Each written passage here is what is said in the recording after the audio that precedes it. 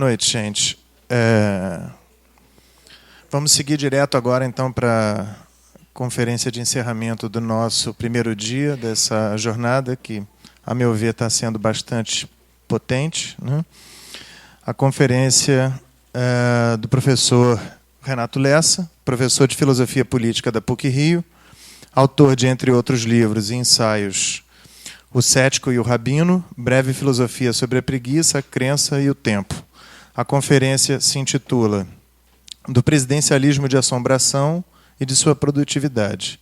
É uma grande alegria para a gente do EBEP, para os outros que vieram ver a jornada, termos a sua presença aqui, Renato. Estou muito interessado em saber o que você vai nos trazer de novidades. Vamos ver. Obrigado, boa noite. Queria agradecer muito ao convite feito pelo EBEP e da minha alegria de estar aqui com vocês para refletir um pouco sobre alguns dos nossos dilemas e perplexidades presentes. O título que eu sugeri ao Pedro, na verdade, é o título de alguma coisa imprecisa que eu tinha na cabeça há uns tempos atrás, mas a vida muda muito. Então, eu fiquei pensando no título e fiquei pensando na melhor maneira de refletir em torno da ideia de presidencialismo de assombração. E o caminho que eu imaginei para fazer aqui com vocês é o seguinte. Eu publiquei, ao longo desses últimos 7, 8 meses, quer dizer, desde a eleição, desse último ano, desde as eleições de outubro, desde as tristes eleições de outubro de 2018 até recentemente, alguns artigos, né, alguns saíram na imprensa aqui no Brasil, a maioria saiu fora do país. Né, e eu tenho o hábito já de escrever em diversos jornais sobre política, sobre teoria política, sobre filosofia política, e os meus artigos, eles, embora tenham uma carga conjuntural grande, porque eu tenho que falar de elementos que estão na conjuntura, eles também têm uma carga reflexiva, enfim, que eu não sei se é boa, se é má, eu acho que é boa, mas é possível que achem que é má, eu não brigo por isso. Mas tem uma carga reflexiva que ultrapassa a dimensão puramente factual. Tá? E 2 artigos, eu acho que, ao longo desse tempo, dos vários artigos que eu escrevi, 2 artigos, um publicado no Jornal Expresso, em Portugal, em outubro do ano passado, e um outro publicado em janeiro deste ano, na Folha de São Paulo, no caderno Ilustríssima, eu acho que eles coagulam um pouco algumas das marcas que têm estruturado a minha tentativa de pensamento, coisa que nos dias que correm já é uma grande vantagem, uma tentativa de pensamento a respeito do que nós estamos vivendo. Então, eu na verdade, não vou fazer uma conferência, eu vou comentar, a partir desses 2 artigos, chamar a atenção para desenvolver aqui com vocês alguns elementos desses artigos que não se referiam apenas à conjuntura pré-eleitoral e depois à conjuntura que se seguiu à posse do atual presidente, mas eu acho que apontam para dramas mais gerais, para aspectos mais gerais do que nós estamos passando. Quando eu me refiro a dramas e aspectos mais gerais que nós estamos passando, eu tenho em mente, entre outras coisas, uma referência que o filósofo francês Jean-François Lyotard fez a respeito da Shoah, a respeito do Holocausto. E ele diz uma coisa muito interessante, muito grave, mas intelectualmente muito interessante. Ele diz o seguinte: a Shoah foi um terremoto que destruiu todos os instrumentos de mensuração de terremotos. Evidentemente que eu não quero comparar o nosso processo político à Shoah, mas, de alguma maneira, o que aconteceu no país de meados do ano passado para cá destruiu, em grande medida, os nossos instrumentos de mensuração de crise. Em particular, saiu gravemente ferida, não vou dizer mortalmente, mas gravemente ferida, saiu a politologia brasileira. Os cientistas políticos, há décadas no Brasil, desenvolveram uma perspectiva extremamente otimista a respeito do processo político brasileiro. A ideia de que nós tínhamos uma democracia consolidada, o que para qualquer estudioso de filosofia política é uma contradição em termos, não há democracia consolidada. A democracia, como vários pensadores clássicos ensinam a pensar, Spinoza e tantos outros, né? Já Maquiavel, a democracia é o regime da instabilidade, porque não se trata de um quadro institucional, mas de um processo. Né? E essa instabilidade é que dá vitalidade para a experiência democrática. Mas, enfim, uma das crenças básicas da politologia conservadora brasileira era que a gente estava num processo democrático, essa democracia estava consolidada e que as instituições políticas brasileiras eram fortes, eram pujantes, e eram garantidoras da nossa marcha otimista em direção à democracia. Alguns ex-colegas diziam que tínhamos um sistema partidário muito forte, consistente, dotado de boa estruturação. Eu sempre achei isso uma coisa muito complicada e com frequência, os indicadores que davam para provar que os partidos eram consistentes eram que os deputados votavam de acordo com o que os líderes mandavam, o que, para mim, lembra um pouco o Barão de Munchausen, tentando levantar do chão, puxando o próprio cabelo. Enfim, é uma imagem literariamente bonita, mas pouco prudente para tentar entender como é que as coisas se passam. Aí, o fato é que ocorreu um desabamento, e essas crenças interpretativas, elas ficam tão fortemente abaladas, ainda que haja um resíduo de tentativa de explicação dizendo que as nossas instituições estão funcionando. Funcionam como, sei lá, a geladeira funciona, né? O liquidificador funciona. E o que significa um funcionamento de uma máquina de lavar? Eu não consigo inferir nenhuma consequência metafísica do fato de um liquidificador funcionar. Então é pouco, né? É pouco. Então, evidentemente que eu não tenho um caminho alternativo, eu não tenho uma teoria diferente, mas tenho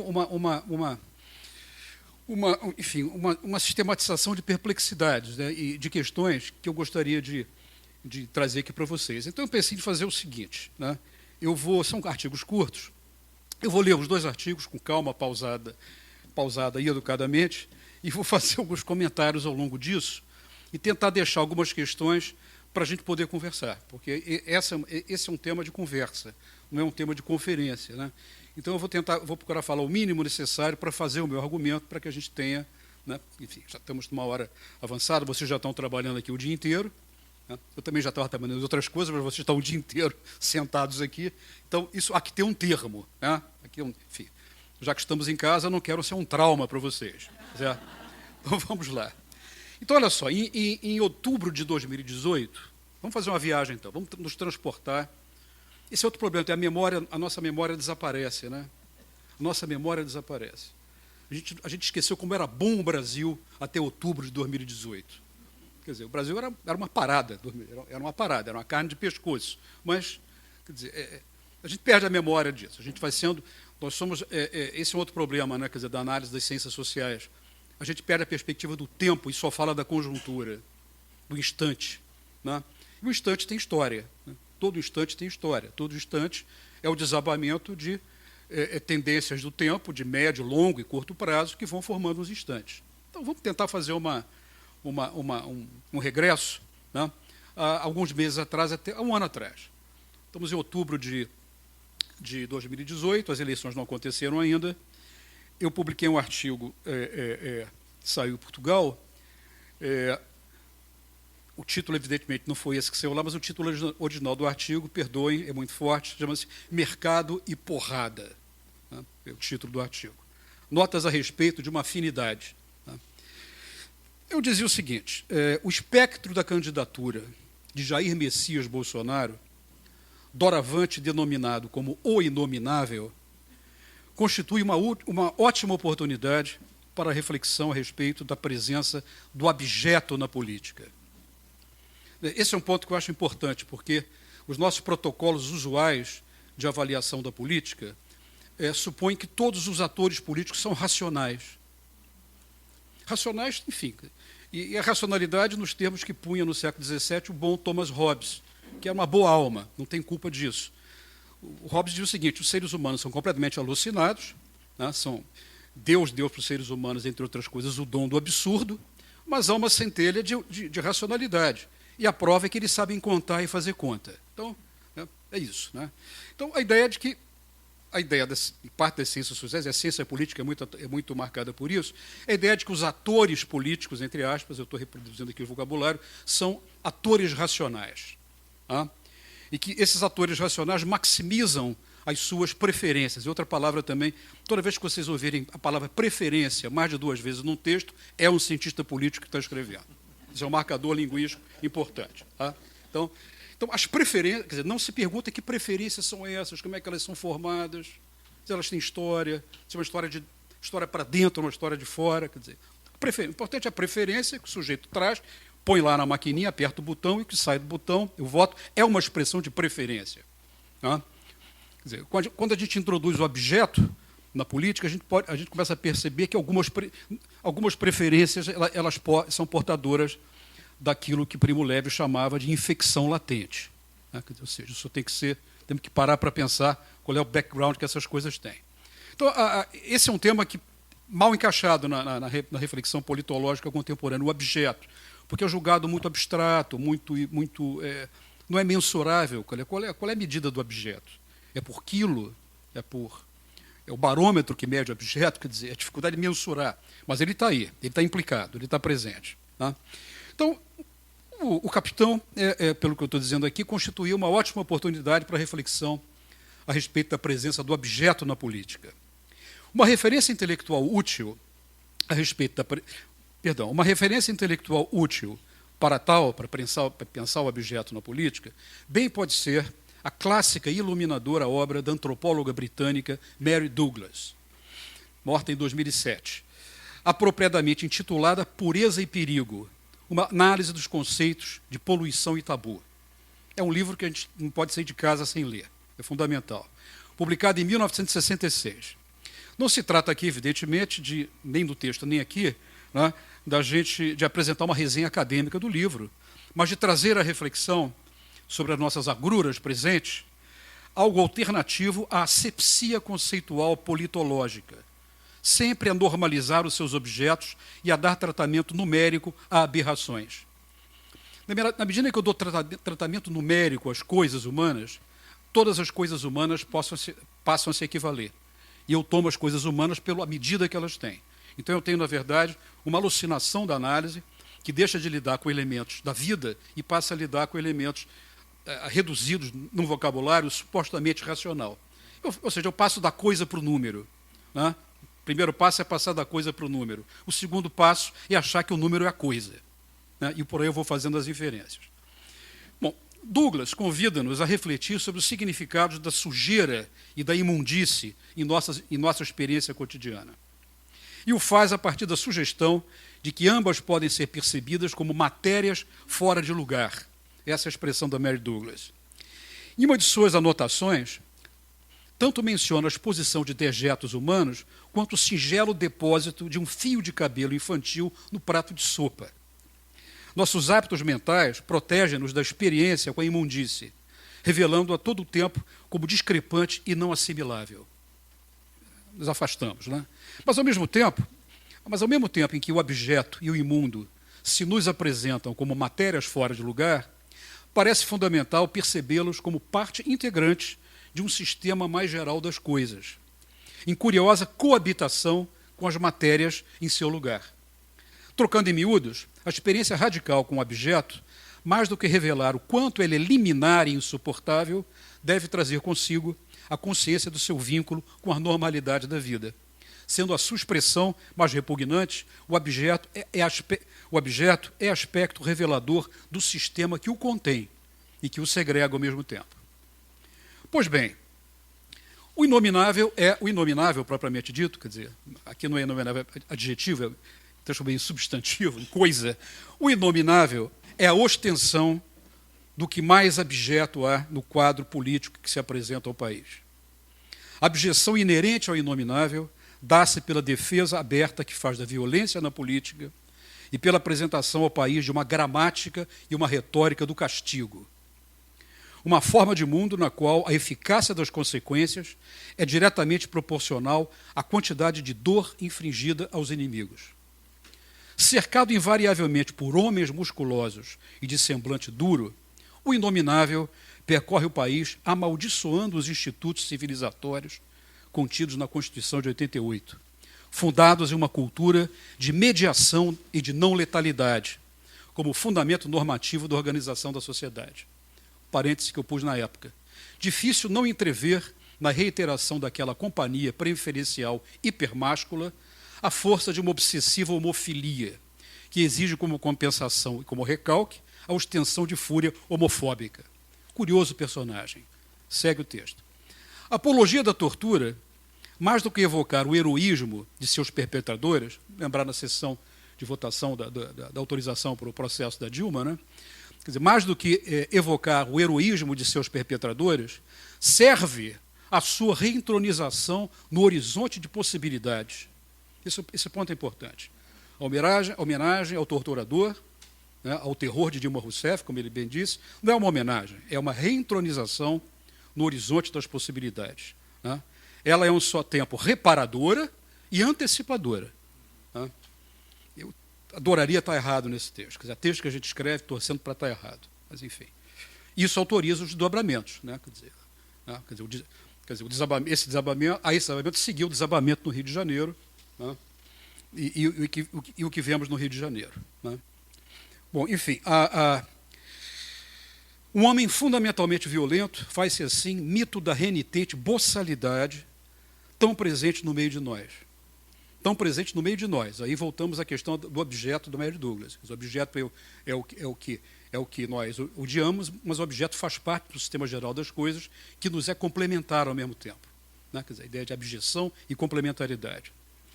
Sua deambulação pelo país é pedagógica. O sujeito é um pedagogo. Ele é um pedagogo. Ensina a gramática e a semântica de uma vida sem mediações, fundada no que ela detém de efetivamente real.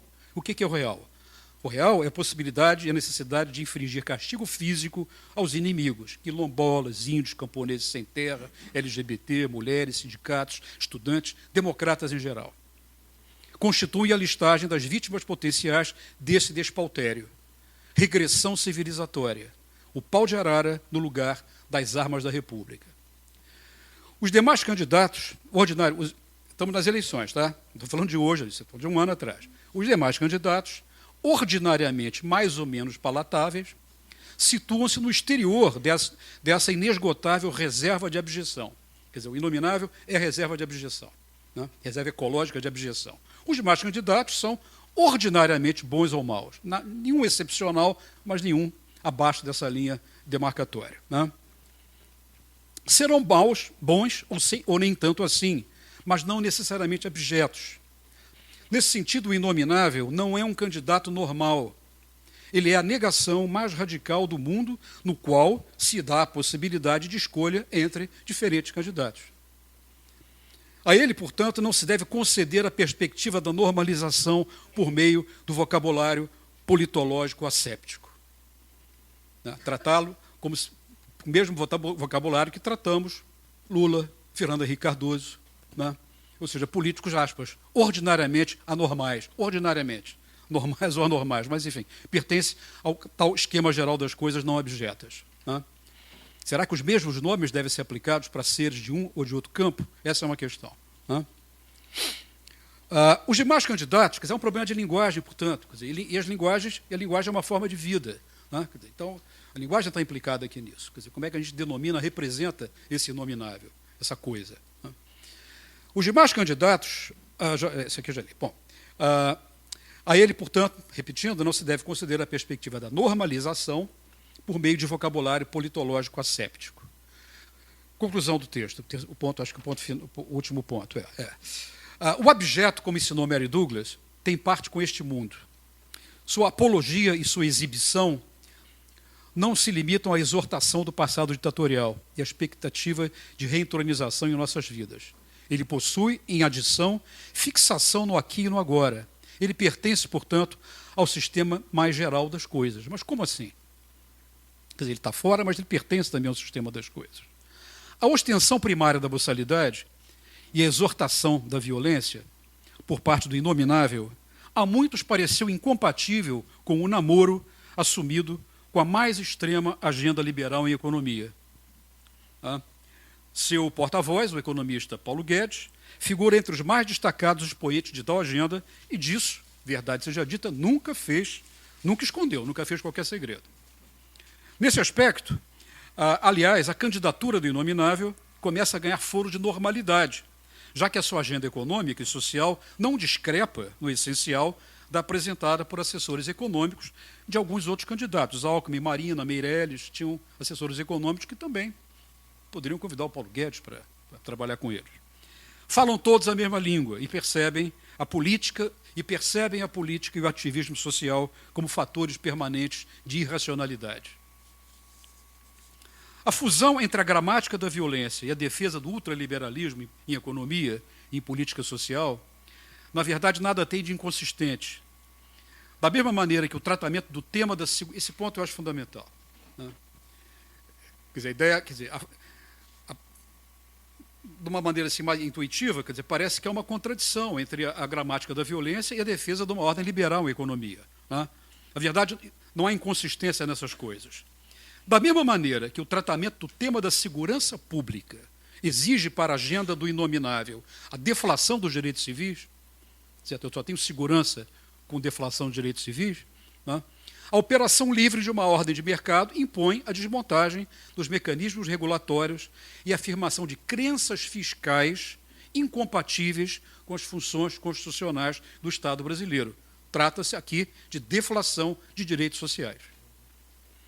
Com efeito, o sonho, na verdade, o pesadelo de uma ordem de mercado autorregulada, a ordem de mercado autorregulada exige o espectro de um agente estatal com idêntico estatuto. Quer dizer, a ideia do Estado como elemento autorregulado. A forma que se impõe, admito, é um pouco chula, desculpem, mas não imagino coisa melhor. Mercado e porrada aparecem como os termos de uma terrível afinidade eletiva. Que me perdoem os espíritos de Goethe e Max Weber. Tal afinidade, por sua vez, alimenta-se de uma cultura mais geral. Esse outro ponto também é sensível e talvez nos diga respeito também, estejamos implicados nesse ponto. Tal afinidade, por sua vez, alimenta-se de uma cultura mais geral de aversão à abstração, que atravessa praticamente todo o espectro político brasileiro. A ideia de mediação cede lugar a uma metafísica da presença, da ação direta e da expressão de identidades potencialmente genuínas, que não mais devem ser neutralizadas por valores abstratos. É a metafísica do concreto que se afirma progressivamente entre nós. O abismo identitário no qual o campo da esquerda se precipitou, com o desprezo da sua vocação histórica universalista, não poderia deixar de ter contrapartida à direita. O laço social passa a se dar pela presença de mecanismos de força, sem qualquer abstração, tanto no plano da manutenção da ordem pública, quanto na ordem econômica. Apresenta-se ao país algo inédito na sua história, a materialização plena de uma ordem capitalista pré-estado de bem-estar social, né, cuja vertebração, na falta de qualquer processo institucional e de legitimação distributiva, exige máxima disciplina. Essa agenda não é inconsistente, ela é simplesmente abjeta e, como tal, pertence à ordem dos possíveis e ao tal sistema geral das coisas. Quer dizer, esse é o quadro que se apresentava na discussão pré-eleitoral. Meses depois, temos a posse, aquela inesquecível posse, né, no qual o presidente passei em Brasília acompanhado do 03. Vocês são psicanalistas, né? Vocês já levaram em conta o que significa para um pai colocar um 0 à esquerda no nome do filho? Bom, vamos lá. O texto de janeiro de 2019, que é o texto do presidencialismo de assombração, eu acho que contém os elementos mais analíticos para a gente conversar. O primeiro é só um amuse-bouche, só para a gente, orientar um pouco a discussão que virá depois. Eu escrevo esse texto logo depois da posse, né? Esse texto saiu no Expresso, em Portugal, né? Esse texto saiu na Folha de São Paulo, na Ilustríssima, na Folha de São Paulo. Eu começo assim: comoventes os esforços da cobertura televisiva na posse de Jair Messias Bolsonaro. Vamos lembrar da cobertura televisiva. Fez de tudo para isolar nas falas neopresidenciais resíduos civilizatórios mínimos. Houve mesmo quem destacasse como sinal de alento positivo o juramento do empossado, do compromisso com a salvaguarda da Constituição em esquecimento de que se trata de um texto de leitura e declinação compulsórias, segundo as regras do ritual de entronização. Em ato performático complementar, inesquecível e, no mínimo, ambíguo, o vice-presidente, ao tomar posse, declamou a mesma peça como quem dirigia à tropa uma ordem unida. Cada um escuta o que quer.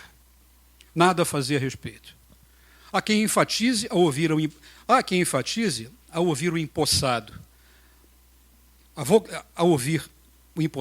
enfatize ao ouvir o empossado a vocalização dos lugares comuns de respeito à Constituição e de governar para todos. Mas em época de hipervalorização do novo, parece mais apropriado destacar o inaudito, a plena vigência de uma ideologia de combate ao viés ideológico. Essa coisa curiosa, né? Supor que, e depois disso, quer dizer, depois do texto, um presidente que não tem viés ideológico e é um extremista, que é outra coisa também, é uma inovação fundamental ao pensamento político. Né? O extremista que não tem ideologia. Mas, enfim, a plena vigência de uma ideologia de combate ao viés ideológico.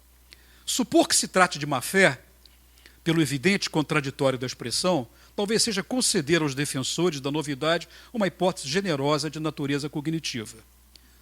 Parece haver entre eles, uma crença inamovível de que só há viés ideológico nas palavras e nos atos dos inimigos da pátria.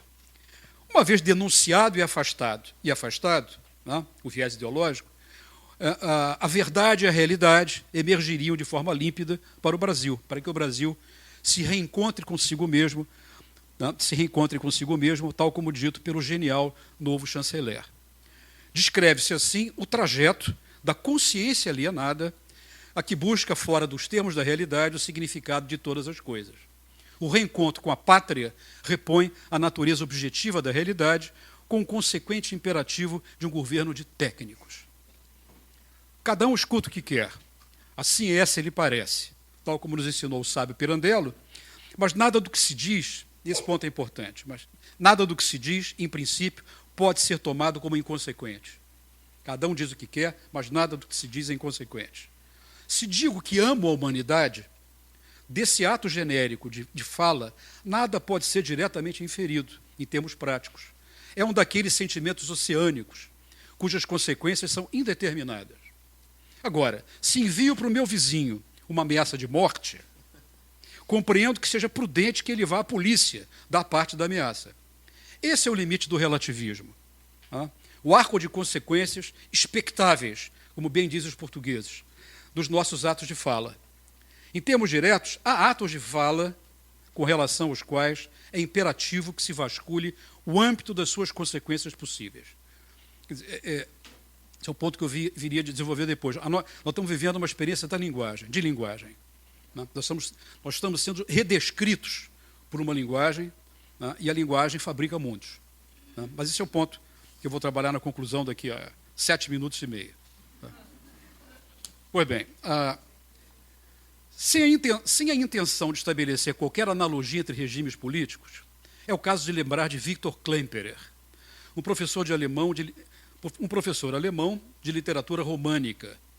Lembrar de Victor Klemperer e de sua obra-prima a respeito da linguagem praticada pelos donos do poder na Alemanha entre 33 e 45. É um livro magnífico chamado A Língua do Terceiro Reich, publicado em 47, entre nós, publicado em 2009, por uma bela edição feita pelo César Benjamin da Contraponto. Judeu e exilado em seu próprio país, Klemperer observou de um modo fino a medida em que o vocabulário e a linguagem dos nazistas configuravam uma experiência com a realidade do mundo. A análise da linguagem torna-se, dessa forma, essencial à compreensão do experimento histórico e cultural. Em termos filosóficos, a relação entre linguagem e formas de vida viria a ser consagrada pelo filósofo austríaco Ludwig Wittgenstein em suas investigações filosóficas publicadas póstumamente em 53. É impressionante como é que os dois pensadores mais geniais do século XX tenham nascido em Viena. É extraordinário isso. Como disse, não parto de qualquer analogia entre regimes políticos. O que aqui iniciamos há menos de uma semana, estamos lá em janeiro, né? O que aqui iniciamos há menos de uma semana, e a crer nos mantras da celebração das novidades, é um inédito experimento de presidencialismo de assombração. a ciência política produziu vários nomes. O mais consagrado é presidencialismo de coalizão, é um nome técnico, né? Que é uma das maneiras mais bem-sucedidas de esconder o objeto, de normalizar o objeto. Né? Presidencialismo de assombração, algo que começa a ser estruturado como uma linguagem dotada de formas próprias de classificação das coisas. Aqui vem a parte mais analítica do texto, que acho que pode ter mais utilidade para a gente conversar logo a seguir. A meu juízo, e de um modo não exaustivo, a linguagem do presidencialismo de assombração comporta 4 núcleos, dos quais o primeiro aparece como premissa maior. 4 núcleos, 4 paradigmas. São eles pela ordem, cada um tem um nome. Primeiro paradigma, o paradigma da ponta da praia, PPP. Vocês lembram disso? Tá. Segundo paradigma, paradigma do horror à mediação, PHM. Terceiro paradigma, paradigma patriótico, PP. E o quarto paradigma, paradigma antimodernismo, PAM. O PPP, paradigma da ponta da praia, é um elemento antigo, implícito e estruturante da visão de mundo presidencial. Foi apresentado ao país de modo brutal há poucos dias da eleição de outubro passado. Vou lembrar do evento, né? Trata-se da alusão a lugar de desova de cadáveres de opositores políticos à ditadura. Expressão corrente entre os tipos mais duros dos porões daquele regime. O então candidato prometeu a seguidores enviar a esquerda para a ponta da praia, facultando, é verdade, as menos incanceláveis alternativas da prisão e do exílio. E o interessante é que a sua candidatura não foi cassada imediatamente pelas instituições. O PPP é elemento cognitivo e operacional de uma visão eliminacionista da política, pela qual o corpo político é percebido como unitário, homogêneo, mantidas as rígidas definições entre cores, verde e amarelo, contra o vermelho, rosa e azul, que viria depois, né?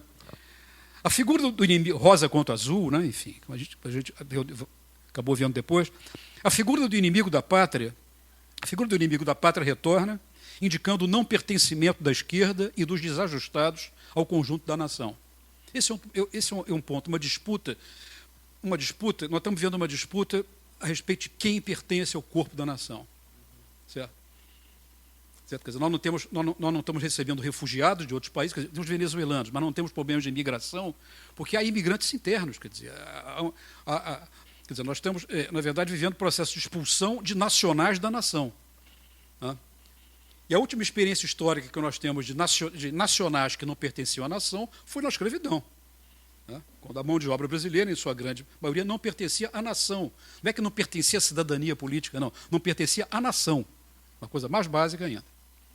Né? Mal ou bem, nós temos uma história com vários defeitos, vários problemas, vários silêncios, várias lacunas. Né? Quer dizer, ficaremos horas aqui, dias, meses, falando dessas lacunas, mas uma história que cumulativamente procurou aproximar a nação ao corpo político, né? Com todos os problemas que ela teve. Essa história está passando por uma ruptura. Né? Quer dizer, e a ideia de que é possível estruturar um país, né, no qual no qual a nação não se confunde com a população. Esse é o ponto. Né?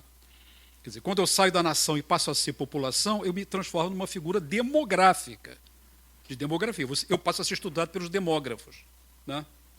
Eu viro um objeto contável, enfim. Demografia é uma ciência fundamental, nada contra a demografia. Mas a demografia não trata do corpo político, né? Não trata da liberdade, né? Da emancipação, de várias outras figuras. Né? Então, na verdade, isso aqui são desdobramentos dessa ideia aqui, né? Quer dizer, retorna a ideia do inimigo da pátria, né? Indicando o não pertencimento da esquerda, no caso, porque eu estava, enfim, logo depois da eleição, né? E dos desajustados em geral ao conjunto da nação. Essa disjunção que eu queria chamar a atenção, quer dizer, que quebra o nosso mito no bom sentido, quer dizer, mito não como apagamento do chamado real, mas como coisa que eu quero chegar. Né? Mito que me move, não mito que me vela a percepção do mundo. Né? A nossa extrema-direita, embora cognitivamente preparada para tal, parece não odiar o imigrante. Ela está preparada para odiar, não odeia, né? Quer dizer, não tem ódio, porque não é o caso. Né? Assim que for necessário, ela falou como diria Jânio Quadros. Mas ela está cognitivamente preparada para odiar o imigrante. Mas rejeita o estranho, ao imigrante interno, rejeita o estranho, que começa a ser configurado na forma de um inimigo objetivo. A antiga ideia do inimigo objetivo. Não importa o que você pensa, o que você faz, o que você quer, você objetivamente é o inimigo. Tá?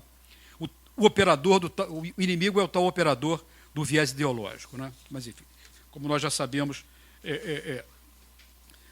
o paradigma do horror à mediação, esse é um ponto também que eu acho que é discussão compulsória. Quer dizer, eu tenho procurado discutir isso aqui, até porque nós estamos implicados em alguma maneira. Né? O paradigma do horror à mediação. Ele foi reiterado durante a diplomação dos eleitos, por meio da exortação ao poder popular. Coisa de doido, quer dizer, primeiro presidente da República que faz uma exortação direta ao poder popular. Quer dizer, um desavisado, né? Os luxemburguistas tomaram o poder, quer dizer, a vitória da esquerda autonomista, quer dizer, esquerda conselhista, quer dizer, mas não era um personagem completamente escaleno que estava dizendo uma coisa dessa. Né? Exortação ao poder popular. Um elemento cultural estruturante da campanha fez-se acompanhar de uma celebração dos valores e de instintos pré-políticos. Quer dizer, o chamado populismo, né? Quer dizer, o populismo não é uma mobilização política, ele é uma constituição de multidão fundada nos instintos pré-políticos. Porque o que diferencia uma multidão fundada em instintos pré-políticos? Eu sei que a palavra é complicada, instintos, também é para mim, tá? Mas vamos fazer que nem o Willard Quine e operar com o princípio da caridade, né? E tentar extrair o máximo de sentido possível da bobagem que eu estou dizendo aqui. Certo?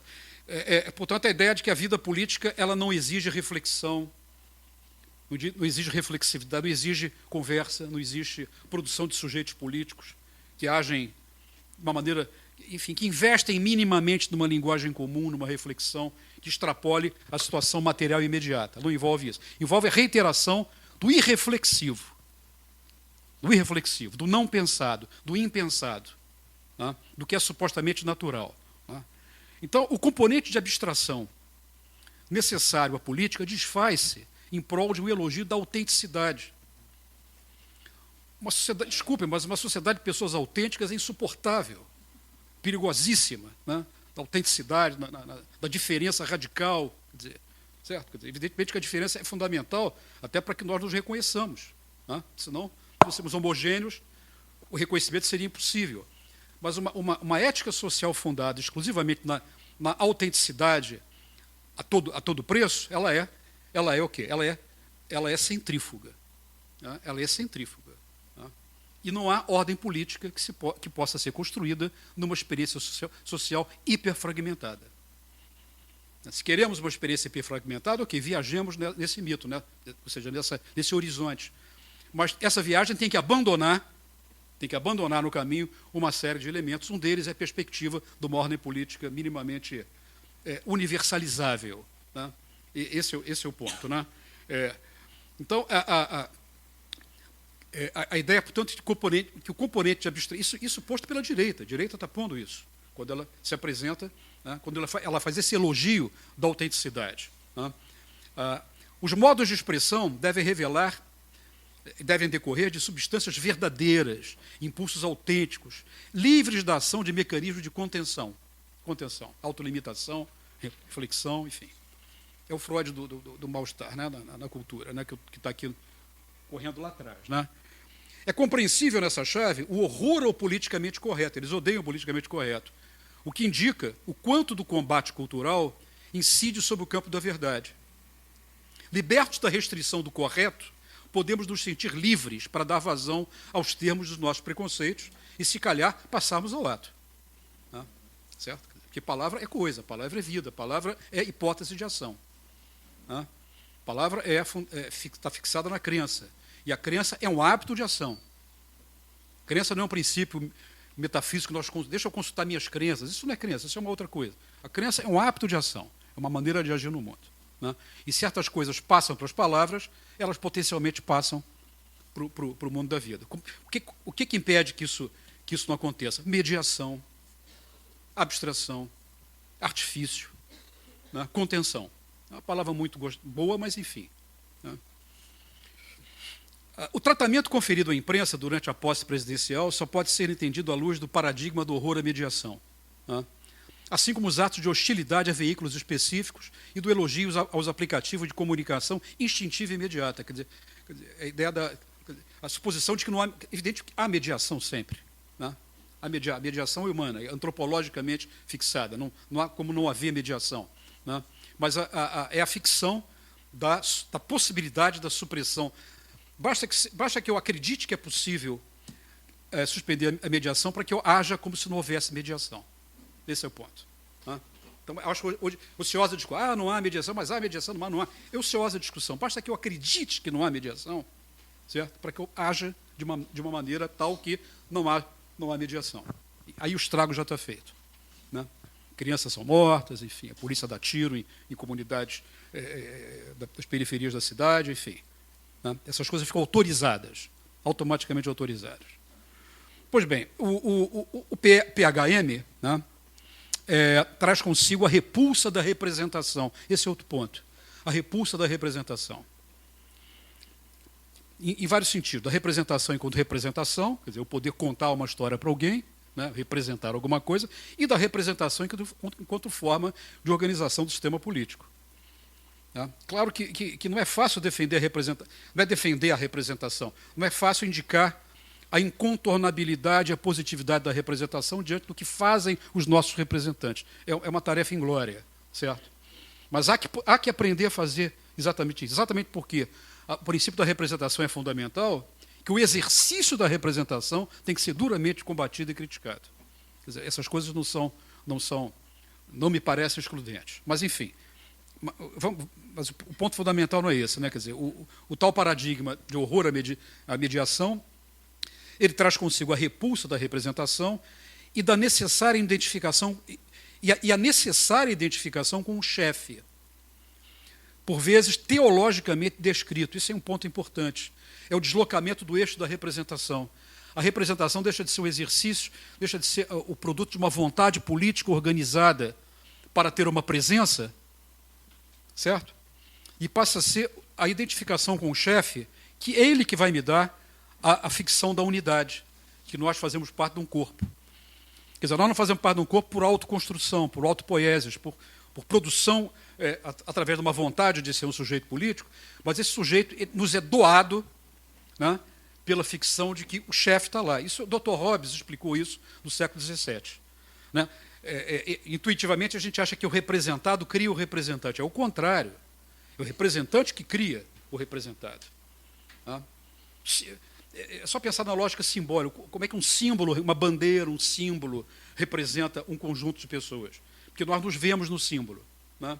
Ele unifica as nossas diferenças. Então, há um deslocamento, esse é um ponto fundamental, quer dizer, um deslocamento progressivo do eixo da representação política, que é o quê? É o lugar desagradável da impureza, né? Da impureza, enfim, de coisas ordinariamente imperfeitas, né? Aqui e em qualquer lugar, certo? Né? Por um trânsito idílico, por uma ordem em que, eliminado esse elemento, que aí a gente vê a antipolítica, quanto nós investimos na antipolítica nos últimos anos, né? Na antipolítica, enfim, na irrelevância, na dispensabilidade dos mecanismos de representação, e abrindo, portanto, espaço para que ele seja preenchido por uma concepção de purificação do social, né? Através de vários mecanismos. Um deles é a utilização do direito penal como limpeza política. Esse é o mecanismo fundamental. O direito penal vai limpar a política. E o outro é a emergência do chefe, que é capaz de ser o doador da nação, né? Evidentemente que isso não vai acontecer desses termos. Eu estou falando em termos do que está implícito nesse enunciado, né? A vida é mais complicada que isso, mas esse elemento está aí presente, né? Disso resulta que, apesar dos déficits de representação do sistema, apesar dos déficits, a representação política, mesmo toda capenga e horrorosa, né, ela é um limite físico imposto à vontade do chefe, que encarna a vontade geral. É físico, não é porque eles são bons, e vamos conter o autoritário, não, fisicamente, eu não posso ir reto, eu tenho que desviar, né? Eu não posso atravessar essa parede, eu tenho que dar a volta, né? Então, há barreiras físicas, tem que passar a lei, tem que ir no Senado, tem que votar, tem que mandar para cima. Quer dizer, isso tem uma mecânica natural, entre aspas, né? Física, quase física, né? Que independe, em certa medida, da qualidade dos eventuais ocupantes, né? Mesmo isso é intolerável na perspectiva dessa representação simbólica que dispensa as mediações, né? Bom, para acelerar aqui a nossa... que pode ser o preâmbulo de uma conversa, né? Já falei de 2 paradigmas, o paradigma da praia, da ponta da praia, o paradigma do horror à mediação, o paradigma patriótico, que teve uma cena fantástica há poucos dias na leitura do discurso do presidente na ONU, né? E aí, quer dizer, a gente tem que tentar extrair coisas disso, não apenas fazer a descrição jornalística do evento, né? Mas deixa eu ler primeiro o textinho aqui, depois eu volto ao comentário sobre isso. O antiglobalismo, esse é o ponto, o antiglobalismo, inscrito no PP, no paradigma patriótico, é mais que doutrina aplicável ao campo das relações internacionais. Não é só isso. Ele decorre de uma oposição moral entre o local e nacional e o global. O Heimat, né? Já foi o sangue, já foi o folk, né? O Heimat, né? Ou seja, realidades vivas, né? Tangíveis, emocionalmente vinculadas a gente. Essas que são as realidades, né? As outras são abstratas, ou seja, o horror à abstração. Na verdade, o grande paradigma aqui é o PHA, paradigma do horror à abstração, né? Então, o vínculo da comunidade de sangue ao povo, aos que são iguais a gente, os rigorosamente iguais, e qualquer outro laço com alguém que é um pouco diferente é um laço que dissolve a unidade desse vínculo, aspas, natural. Não há nenhum vínculo, não há vínculo natural. Ninguém está condenado naturalmente a se vincular com ninguém. Os vínculos são do afeto, como dizia Spinoza, ou então da invenção, da nossa capacidade de invenção. Não é a natureza que funda obrigatoriamente esses vínculos. Eles são construídos cultural e politicamente.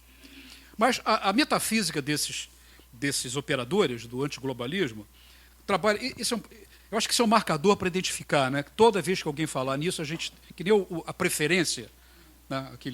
4 vezes preferência, olha, epa, já sei qual é a profissão desse sujeito, o que ele faz, né?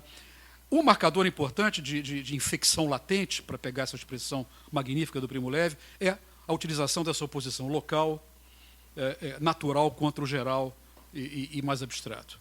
Ainda que a gente não saiba, mesmo que nós operemos com essa oposição de boa-fé, sem objetivos abjetos, a infecção está nos tocando, de alguma maneira, né? Alguma profilaxia reflexiva e crítica, eu acho que é necessária para isso, né? Então, uma oposição moral, não é política, é moral, é antes da política, entre o local nacional versus o global, pela qual os valores positivos encontram-se no primeiro par, local nacional. É ainda a crença básica e propiciadora de todas as guerras conhecidas, como a gente sabe, né? O globalismo ou o universalismo exige abstração. Exige abstração, tá? Ele implica suplementação imaginativa, capaz de vislumbrar uma humanidade comum, para além de imperativos pragmáticos, tá? Certo? Quer dizer, com muita razão, nós fazemos a crítica da utilização de valores universais para encobrir interesses particulares ou para silenciar problemas específicos de conjuntos específicos de sujeitos humanos. Nós sabemos disso. Como é que a referência ao universalismo também pode ser usada como apagamento, silêncio, enfim, botar em segundo plano, tá? Mas isso não resolve o nosso problema. Isso não dispensa o universalismo. E aqui o pé de página, né? A própria história da filosofia política, a história do pensamento político, ela decorre de um ato originário de alucinação. E que alucinação é essa? Num dado momento, quer dizer, não é o caso de contar a história tudo aqui, mas num dado momento, né, numa comunidade humana específica, teria acontecido lá no século V das calendas gregas dos bons tempos, né, deu-se um processo político, social determinado, que os historiadores anotam como sendo o surgimento da democracia. Né? Certo? Claro, uma democracia, enfim, cuja ideia de cidadania, a gente sabe, ela não é uma cidadania que se confunde com a nação, né? Porque ela exclui, quer dizer, como toda cidadania que ela excluía, né? As mulheres não faziam parte do corpo de cidadãos, os estrangeiros, as crianças, enfim, os escravos. Mas naqueles que faziam parte, né, ali deu-se um experimento que não se reduzia à democracia, quer dizer, poder levantar o dedo e votar. Isso é uma coisa prática. Democracia é uma técnica, né? Uma maneira de tomar decisão. Né? A maioria decide o que a gente vai fazer. A democracia ela tem um substrato metafísico, e aí que está a alucinação. É que a partir de algum momento, esse ponto eu acho fundamental, porque é aqui que surge o pensamento político, nós deixamos de nos olhar como diferentes, como distintos, diferentes, ninguém é igual a ninguém. Quer dizer, nós deixamos de nos representar como um conjunto de pessoas irredutivelmente diferentes e passamos a nos perceber como iguais. É a regra da isonomia. É o princípio da isonomia, que é o princípio imaterial que funda a democracia como princípio material. Certo? Isso é muito frequente da história do pensamento político. O imaterial funda o material. Né? Jean-Jacques Rousseau, no século XVIII, ele vai, para poder fazer uma crítica à desigualdade, que para ele era uma coisa que incomodava, ele imaginou uma coisa que não existia. A igualdade. Certo? Ele não viu a igualdade. Visitei o país tal, vi a igualdade, agora quero aplicá-la. Não, a igualdade não existia. Ele mesmo diz, parto de uma ideia de igualdade que eu sei que nunca existiu, não existe, nunca existirá. Mas, a despeito disso, eu tenho que ter essa igualdade na cabeça para poder entender melhor a nossa condição presente. E quando essa ideia decanta, eu olho para o mundo que eu sempre via naturalmente e percebo o mundo como desigual. Quer dizer, portanto, eu tenho um operador imaginário que requalifica a minha percepção ordinária da vida. A mesma coisa se deu nesse momento originário. Quer dizer, evidentemente que nós somos diferentes.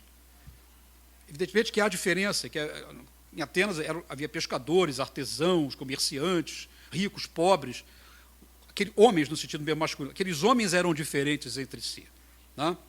Mas o que antecedeu a ideia de que na ágora eles eram iguais, apesar de serem diferentes, é um princípio abstrato e imaterial, né, que ensinou as pessoas a olharem umas para as outras e atravessarem as suas condições particulares específicas. Não sei se eu estou me fazendo entender.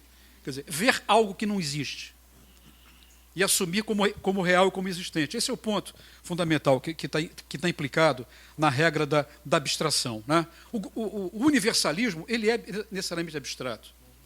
A não ser que alguém tenha visto algum universalismo na rua, que me dá o endereço e tal. Quer dizer, eu procuro no catálogo telefone, não existe mais catálogo telefone, mas enfim, procuro no Google, né, não encontro universalismo. Mas por quê? Porque é uma figura abstrata, como a igualdade, né, uma liberdade, mas dá para viver sem essas coisas? Né, sem esses utensílios fundados na abstração? Né? Então, acho que esse é um desafio que está no nosso horizonte. Quer dizer, investimento na ação, na expressão direta, no particular, isso é fundamental para ter uma comunidade cívica forte. Fundamental. Tá? Lutas particulares, com histórias pessoais, com memórias irredutíveis, isso é fundamental. Desacompanhado da alucinação do universal, certo? Nós não vamos constituir a resistência, né, com relação às coisas que estão se abatendo sobre a gente. Não vamos. Vamos lutar heroicamente, né, quer dizer, coisas heróicas, pungentes vão acontecer, mas a ligadura tem que ser inventada e tem que ser produzida. Né? É um pouco essa ideia que está presente na crítica ao paradigma patriótico. Né? Quer dizer, e, na verdade, a direita está fazendo a crítica do universal. Né? Se a gente faz a crítica do universal, nós estamos em péssima companhia. Péssima companhia. Né? Esse é o ponto. Né? Eu sei que isso tudo é muito polêmico, né? Mas, enfim. Mas esse é o meu argumento. Né? É esse núcleo do globalismo, universalismo, ou seja, a abstração, que parece estar sob foco, já que se está a configurar uma outra modalidade um tanto esquisita, composta por uma curiosa associação global de países antiglobalistas. É fantástico isso, né? Estão querendo fazer uma internacional antiglobalista. Aí vem para cá o Salvini, felizmente é andatovia, já foi embora o Salvini, mas tem lá o outro da Hungria, tem o Duterte das Filipinas, que é o modelo do nosso, enfim. Né? Então, há um número suficiente para fazer uma internacional antiglobalista. Né?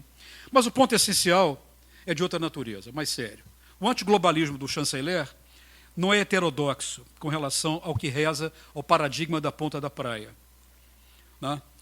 Ele indica a primazia do local, da família, do oikos, da cena doméstica, das associações primárias e verdadeiras, conducentes à nossa reunião ao âmbito da pátria, São esses núcleos identitários naturais que nos distinguiriam e que, portanto, são incanceláveis. Ontem o ministro da Educação disse que, a rigor, o termo educação tem a ver com jargão de esquerda. Vocês viram isso? Porque quem educa é a família. A escola ensina.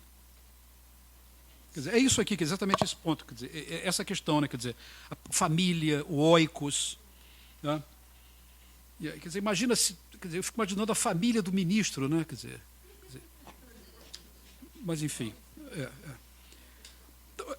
Bom, Jean-Paul Sartre, em uma novela luminosa chamada Infância de um Chefe, descreveu o processo de cura de um jovem desenraizado. Esse é um livro formidável, uma novela formidável, L'Enfance d'un Chef, publicado num livro chamado O Muro, né, uma das 3 novelas. Essa é formidável. Ele descreve a cura de um jovem, um déraciné completo, desenraizado, não sabia o que queria na vida. Até psicanálise ele tentou estudar, né?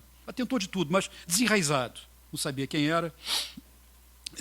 Nada sabia de si, de suas vontades, do mundo em geral. Né? Ele foi curado por meio da sua conversão à família, à terra e à pátria. Ele foi doutrinado por um militante da Action Française, que era o partido de extrema-direita francês do início do século passado. Um elemento essencial e ativo do processo de cura do Lucien Freire, né, de cura, foi representado pelo antissemitismo. A repulsa aos judeus foi condição necessária à descoberta de si, do personagem, como sujeito agora enraizado. O que ali se manifesta é o estereótipo generalizado a partir dos processos de emancipação dos judeus. Do judeu como desenraizado, como incapaz de dissolver-se na massa do folk, como estranho ao pertencimento nacional. Foi essa perspectiva que esteve presente na condenação do também capitão Dreyfus, e que constituiu um dos elementos mais fundos do antissemitismo moderno e contemporâneo. A estrutura cognitiva do argumento antiglobalista é antissemita. Ainda que seus propugnadores digam e creiam que não são. Por quê? Porque o argumento deles exige bodes expiatórios, matéria, para dizer, no mínimo, não estranha ao campo do antissemitismo. Eu estou falando do antissemitismo porque é a mais antiga, a mais arcaica forma de produção de um outro infecto e abjeto, que não pode viver no meio de nós. Né? Agora, em termos históricos, isso não se aplica apenas aos judeus. Isso é um modelo originário que eu posso aplicar a diferentes comunidades que eu vou excluir. Quer dizer, historicamente, isso vai mudar de figura. Né? Por fim, temos, para terminar essa leitura, temos o aspecto antimodernista. Esse é um ponto importante, que nós não pensamos nisso. Mas é que é importante pensar, né? O aspecto antimodernista, por quê? Porque nós estamos investidos alegremente na desconstrução da modernidade. Certo? Somos alegres, militantes da desconstrução e do pós-moderno. Né? E não nos damos ao trabalho de pensar, mas o que é isso que foi construído para depois ser desconstruído? Né? Ainda que os textos da desconstrução sejam geniais, né? A desconstrução sempre é genial, as vanguardas são geniais, né? Mas o mínimo de honestidade intelectual nos obriga a entender a gênese, a lógica do que está a ser destruído. E o que está a ser destruído é a modernidade. O primeiro movimento pós-moderno foi o fascismo. Né? O primeiro movimento pós-moderno. Dissolução da razão universal, né? Da hegemonia do pensamento. Né? Enfim, a ideia de que a presença é o elemento fundamental, que a produção de verdades ela pode ser disputada de uma outra maneira e não regulada por regras comuns, ou seja, pela força, né? Pela força do argumento ou pela força da força, enfim. Isso é discutível, estou só pondo a coisa, como o Dr. Max Weber dizia, pensar é exagerar. Né? Depois a gente desexagera um pouco e chega a uma medida talvez um pouco mais equilibrada, mas é importante pôr isso como questão. Né? Então, mas no caso concreto aqui, quer dizer, o que aconteceu no Brasil de lá para cá, e já se anunciava naqueles dias, é uma emergência de um paradigma antimodernista. Ao reintroduzir a dimensão... Como é que é isso? Ao reintroduzir a dimensão teológica no campo político, por exemplo. Tal como evidencia a associação entre a eleição presidencial e atos providenciais. Eu não vou repetir o mantra, porque é de péssimo gosto, mas todo mundo sabe do que eu estou falando. Né?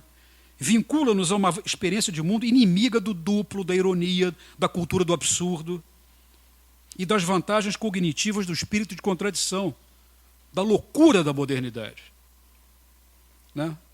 Da loucura, do poliédrico, do cubista da modernidade, do contraditório, do insuportável da modernidade. Né? O que estão propondo para a gente é a cura da insuportabilidade da modernidade. Né? Mas qual é a cura que está vindo? Qual é a cura dessa insuportabilidade? Né?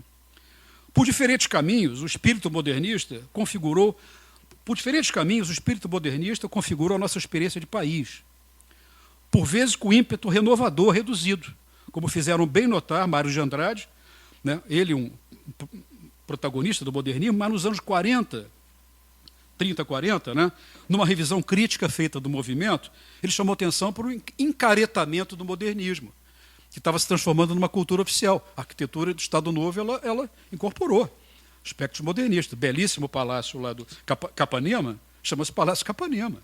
É uma maravilha, uma obra-prima moderna, mas o modernismo entranhou tanto na nossa formação que mesmo regimes autoritários, ou mais que autoritários, né, se valeram de utensílios arquitetônicos modernos. Quer dizer, a ditadura viveu muito bem em Brasília. Né, quer dizer, ela transitou muito bem pelo espaço brasiliense. Quer dizer, não estou dizendo que o modernismo é aquilo, mas é exatamente a dispersão do modernismo na cultura política brasileira em termos gerais. Né? Então, por vezes com ímpeto renovador reduzido, não é sempre Oswaldo de Andrade, não é sempre a vanguarda, enfim, a provocação, mas às vezes tem esse ímpeto renovador reduzido. O Mário de Andrade chamou atenção para isso. Antônio Cândido também, uma expressão muito inteligente, sempre inteligente, mas uma expressão muito aguda, falou em rotinização do modernismo. Quer dizer, quando as coisas viram hábito, elas se rotinizam. Né? Nós somos modernos. Né? Então, mesmo com tais reservas, é contra tal pano de fundo que o paradigma antimoderno se põe como nêmesis, como castigo. A metáfora, a imagem do castigo, acho que é fundamental. Quer dizer, uma eleição, como cientistas políticos, a gente pode dizer que a eleição resultou de uma estratégia eleitoral e tal, não sei o que deu voto. Por que o presidente foi eleito? Porque ele teve mais votos. No fundo é isso, é a tautologia. Aí não há erro, né? Quer dizer, a coisa mais verdadeira é a tautologia, né? Certo? Mas não é só isso, quer dizer, é uma perspectiva de castigo. Evidentemente que eu não acredito que haja um operador do castigo, cósmico, né? Não é isso que eu estou sugerindo, um princípio do castigo. O espírito absoluto hegeliano sob a forma de castigo, não é isso. Ou a nêmesis grega, né? Que também se impõe sobre a gente sem que a gente queira ou saiba. Né? Mas é curioso isso. Né? Na verdade, reinventar um país, e o que eu acho mais fundo, e aqui termino com essa termina a leitura, né? Desfazer os efeitos dos últimos 30 anos. 30 anos nos quais nós reclamávamos de tudo, com toda a razão. Com toda a razão. Contra o Fernando Henrique, contra a reforma da presidência que o Lula fez, com toda a razão reclamávamos disso tudo. Mas os últimos 30 anos, que se calhar, os de maior liberdade política e cultural vividos no país, desde Pedro Álvares de Cabral. O presidencialismo de assombração é o elemento operador do governo civil-militar implantado, etc. e tal. Possui reservas de ímpeto, ancoradas em valores potencialmente letais ao modo pelo qual praticamos a democracia. Contém, dessa forma, elementos de inovação que exigirão energias interpretativas renovadas. Eu concluo com uma frase de uma profundidade metafísica extraordinária, que é a seguinte: não é brincadeira a coisa. Essa é a conclusão sublime do que, então, eu escrevi. Bom, então, acho que os elementos de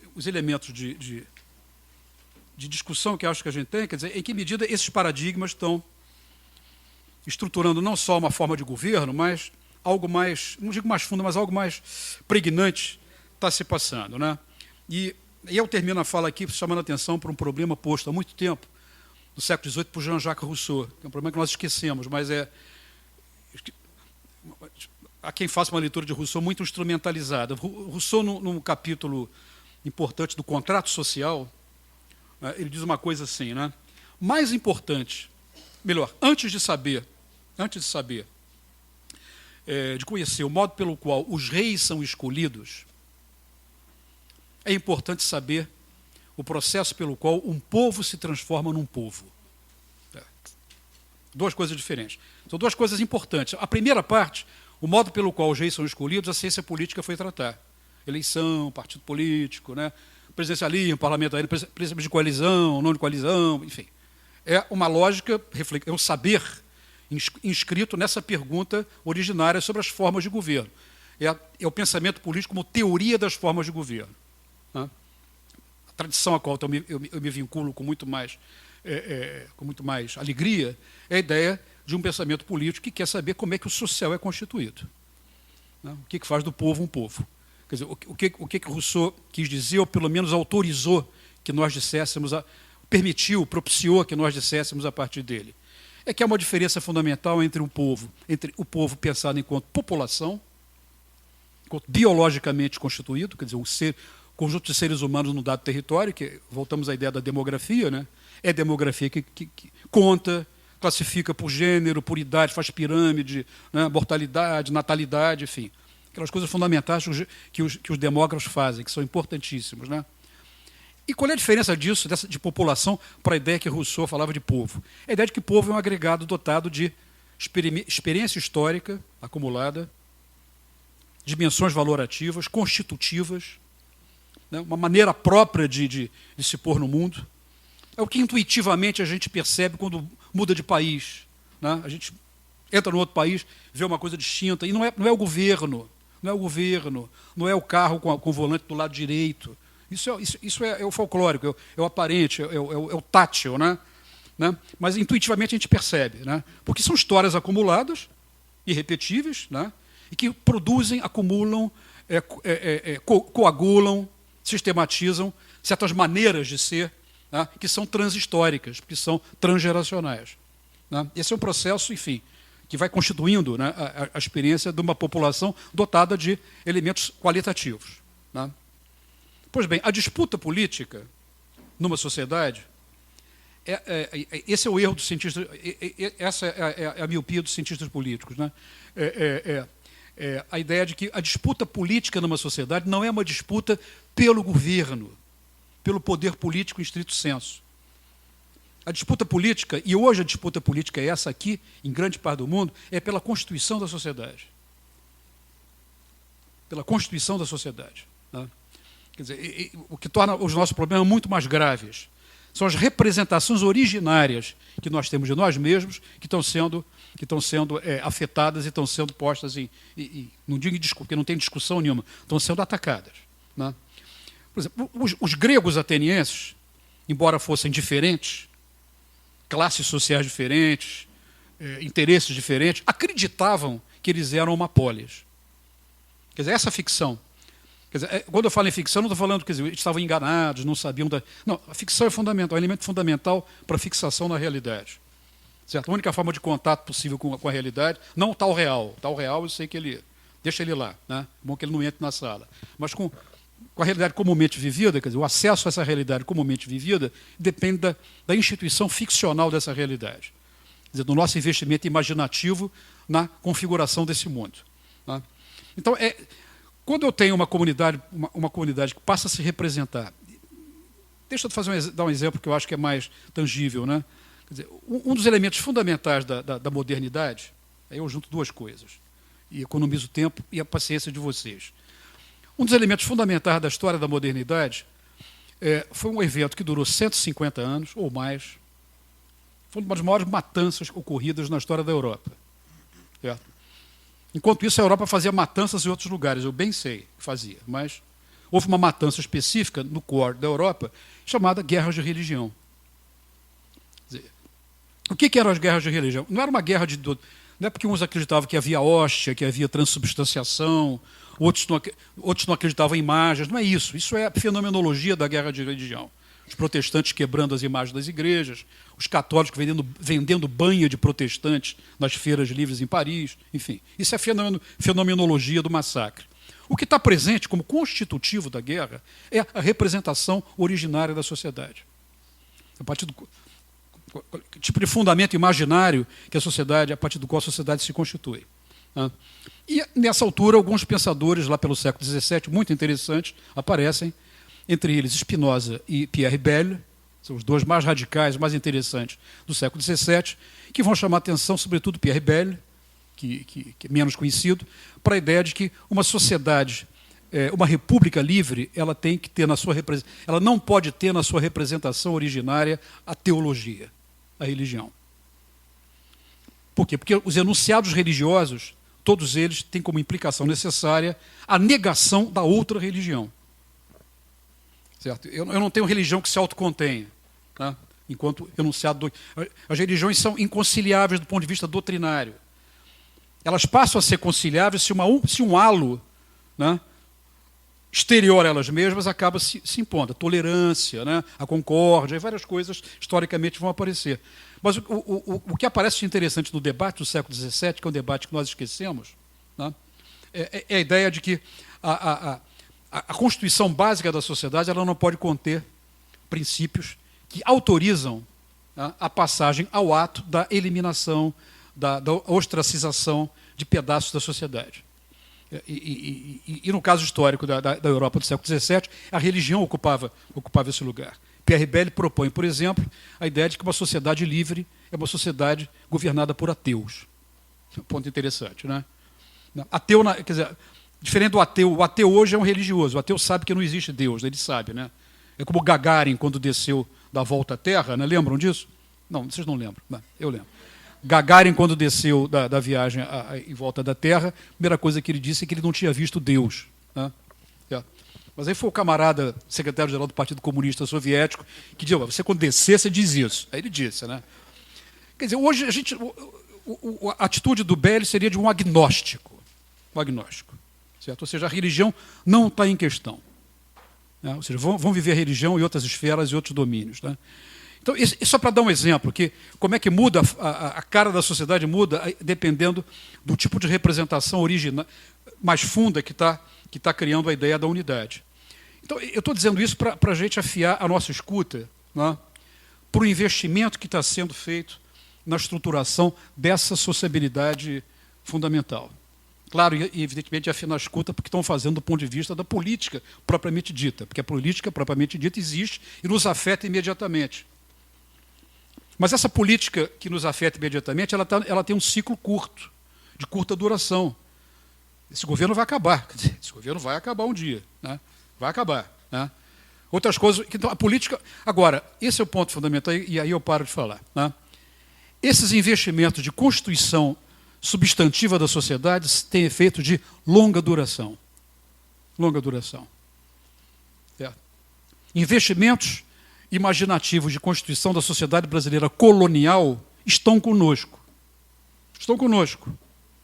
Embora o Brasil seja completamente diferente do ponto de vista político, cultural, urbano, não tem nada a ver, quer dizer, mas tem a ver, quer dizer, você tem elementos, né, de correntes subterrâneas que estão presentes em que sentido? São um repertório que pode ser trazido, né, para a vida comum. Está lá latente, está dormindo. Infecção latente novamente. Está lá contido.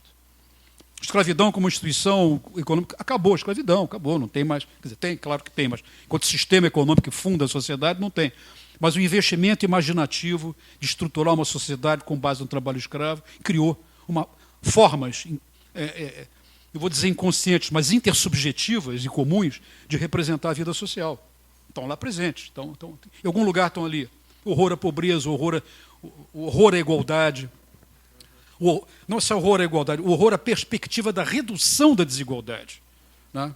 Que como a igualdade é abstrata, né, eu posso até adorar a ideia de igualdade, mas posso me sentir desconfortável com a real redução da desigualdade. É mole fazer isso, é tranquilo, é possível operar dessa maneira. Então, eu estou chamando a atenção para isso, porque não é uma fala comum, não é uma fala que habitualmente se emprega para entender o processo político, porque ela exige uma atenção, né, ao que está sendo investido na Constituição, né, de efeitos que vão ficar no meio de nós, mesmo quando o pesadelo político passar. Porque vai passar. Né? Vai passar. Aí vem o eleitorado. O eleitorado é mutante, né, enfim, como a área do Rigoletto, do Duque de Mantova, não são as mulheres, os humanos são mutantes. Né? Então, eleitorados são variados. A história eleitoral mostra isso. Né? Mas, independentemente disso, alguma coisa fica coagulada e que, como lidar com isso, não sei. Quer dizer, temos que conversar sobre isso e pensar como é que isso está sendo feito. E, por outro lado, quer dizer, há uma maneira nova de refazer a perspectiva do universal. Não repetindo o trajeto da filosofia clássica do século XVIII e XIX, que pôs o universal, que antecedeu a descoberta de que esse universal ele pode encobrir uma sociedade que se diferenciou. Né? Certo? Quer dizer, a diferença é o multi-identitarismo, para mim, é um fato. Não é uma metafísica, é um fato. Certo? E esse fato não está condenado a ter uma metafísica de reiteração da fragmentação. Né? Certo? Ele pode ser um fato do mundo, é um fato positivo, fundamental, de complexidade social, porque dificulta o próprio autoritarismo, uma sociedade fragmentada, organizada em muitos lugares. Quer dizer, nós podemos fazer revoltas em vários lugares. Então, para quem governa, é um terror. Não é confortável governar uma sociedade assim. Agora, para fazer o projeto de superação de um desenho comum, não é suficiente. Esse é o ponto. Então, eu quero que me entendam bem, não é restrição, não é desencorajamento, não é menosprezo ao investimento heróico, certo? Que diversas partes da sociedade brasileira fizeram para exprimir a sua diferença. Isso aí, quer dizer, eu acho que isso é inatacável. Até porque os inimigos dessas iniciativas são inimigos. Né? Quer dizer, as causas defendidas pelos inimigos são causas injustificáveis. Né? Então, para deixar claro isso, né? Para que vocês não me cobrem isso. Então, já estou colocando uma vacina com relação a isso. Agora, eu não vejo como necessário o desinvestimento numa gramática comum, né? Que não precisa ser uma gramática de apagamento, de silenciamento. Né? E outra coisa que nós começamos a perder também, e com isso nós nos despotencializamos, a virtude da empatia. A virtude da empatia. Né? A ideia de que eu não posso falar por outros. Né? Eu tenho que poder falar por outros. Eu não posso querer ter a memória que os outros têm. Isso é ilegítimo. Eu não tenho aquela memória. Mas posso falar. Primo Levi, no primeiro capítulo de A Trégua, que é o livro onde ele narra a saída dele do campo, ele fala de um menino de 3 anos chamado Urbinek, um menino que nasceu no campo, um menino mudo, com problemas graves, né? Repetia só um som que ninguém conhecia. Esse menino morre, nos primeiros dias de libertação do campo, ele não consegue sobreviver. Primo Levi escreve alguns parágrafos lindos, quer dizer, pungentes sobre isso, dizendo que Rubinek, o menino, Bimbo de Auschwitz, quer dizer, o menino que nasceu em Auschwitz e tal, e que não mais pode falar, falará através de mim. Eu vou sobreviver para dar o testemunho e falar por Rubinek. Certo? Então, se só Rubinek pudesse falar de Rubinek, nós não teríamos ouvido falar de Rubinek. Então, nós temos que também trabalhar um pouco isso, né? Quer dizer, respeitar a irredutibilidade da memória. A memória é sagrada nesse sentido. Eu não posso querer ter a memória que eu não tenho. Isso é impostura. Então, quem tem a memória tem a fala da sua memória. Agora, eu posso ter empatia e posso falar também. Né? Nós temos que poder ter, portanto, falas cruzadas. Então, nós temos que aprender a fazer isso. Né? Para poder ter meios de poder imaginar uma saída para o desabamento que aconteceu de cima da gente e para a nossa desconfiguração também, para a nossa confusão. Porque nós vivemos também um desinvestimento imaginativo no campo da esquerda. Né? Certo? Nós paramos de falar, desculpem, pode ser uma coisa de gente... Vocês vão dizer para mim que isso é uma coisa de gente atrasada e saudosa. Paramos de falar em socialismo. Quem é que voltou a falar em socialismo agora no Brasil? Né? Os caras... Né? E falamos em inclusão. Né? Claro que a inclusão... Ninguém aqui é contra a inclusão, quer dizer, mas a inclusão não é um valor, a inclusão é um fato. É uma política, né? É uma política, não é um valor. Né? Certo? Quer dizer, ou seja, o vocabulário né, no certo sentido, se rebaixou e deixamos de pôr como elementos mais imaginários, mais abstratos, que são os elementos que talvez nos envolvessem de uma maneira mais ativa politicamente. Não sei, essa é uma impressão minha. Né? Então, o fato de nós, quer dizer, o fato quer dizer, lógico que eu andei implicado nisso, e com muito orgulho, né? De nós termos governado o país por 16 anos, nos transformou naquilo que o Dr. Marx chamava de administradores das coisas. Né? O termo do Marx. Né? Só que o Marx diz isso diferente. Quando o comunismo chegar, as classes vão acabar a exploração, o Estado não vai deixar de ser o elemento de opressão da classe dominada, porque acabaram as classes dominadas, e o Estado vai cuidar da administração das coisas. É o fim da política, porque não precisa mais da política. nós vamos caçar de manhã, pescar de tarde, fazer crítica literária de noite, esse tipo de coisa, né? Mas a ideia de que a rotinização do poder político, a ocupação do poder político, conduz à administração das coisas. Portanto, há um déficit de invenção, de imaginação, que afetou todos os governos de esquerda na virada do século XX para o século XXI. Quer dizer, o que aconteceu, na verdade, é um fenômeno que não é brasileiro, é um fenômeno geral de uma esquerda que foi obrigada a fazer a gestão da sociedade. Eu não falo isso em nome de um revolucionarismo nostálgico, não. Isso é um fato que aconteceu. A gestão de uma sociedade e dando passagem a novas mentalidades, né, que esquecem as referências mais genéricas e utópicas do programa e se especializam, a ideia de especialista, né, na coisa da gestão. Quer dizer, eu participei de um governo de esquerda, digamos, suadizante de esquerda, e eu ficava horrorizado, porque se falava de gestão o tempo todo. Gestão e tal, planilhas de gestão, e programas de gestão, e avaliação para cá, avaliação para lá. Né? Quer dizer, a CAPES, que faz a avaliação da pós-graduação brasileira, né, ela foi ocupada por avaliólogos. Né? Então, quer dizer, o professor que avalia vira um avaliólogo. Então, ou seja, uma ideologia de gestão que foi muito incentivada nos anos do governo Lula. Isso havia do Fernando Henrique, mas o governo Lula acelerou isso, o governo Dilma manteve, uma casta de gestores que se autonomizou completamente. Se autonomizou completamente, ganha identidade própria, e a mesma coisa aconteceu com o Ministério Público, tá?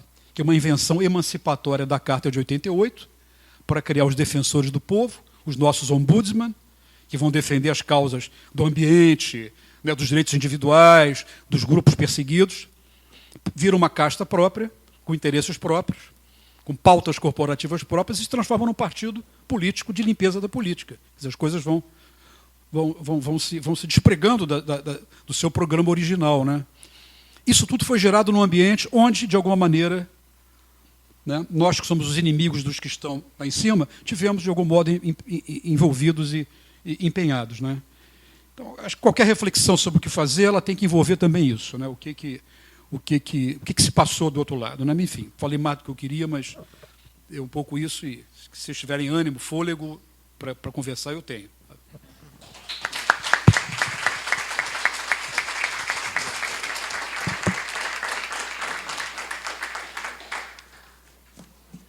Bom, já que eu estou aqui na mesa, eu quero me dar a liberdade de fazer a primeira pergunta.